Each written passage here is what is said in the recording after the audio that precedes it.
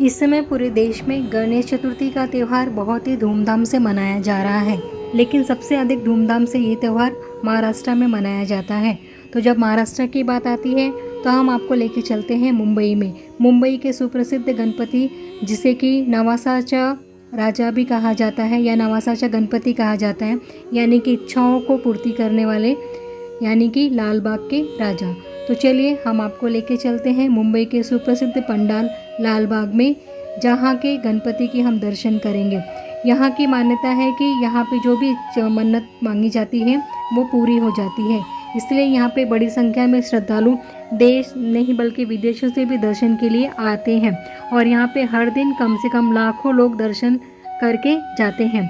यहाँ पे गणेश जी के दर्शन के लिए दो तरह की लाइनें होती हैं।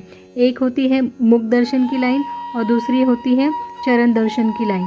तो मुख दर्शन की लाइन में क्या होता है कि हमें कुछ दूरी से, यानी कि 9 फीट की दूरी से गणेश भगवान के दर्शन करने के लिए मिलते हैं।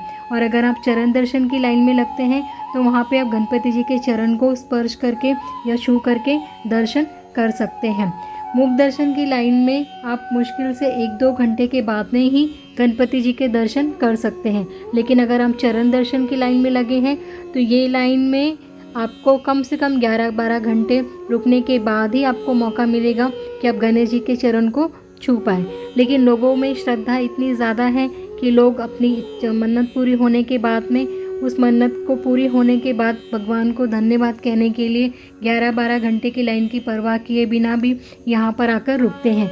इसी कारण से ये गणेश जी सिर्फ महाराष्ट्र नहीं बल्कि देश बल्कि विदेशों में भी बहुत अधिक प्रसिद्ध है।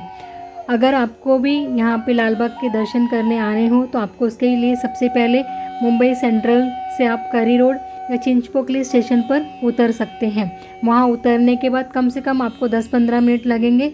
10-15 मिनट के बाद आप लाल बाग राजा के पंडाल के पास पहुँच जाओगे।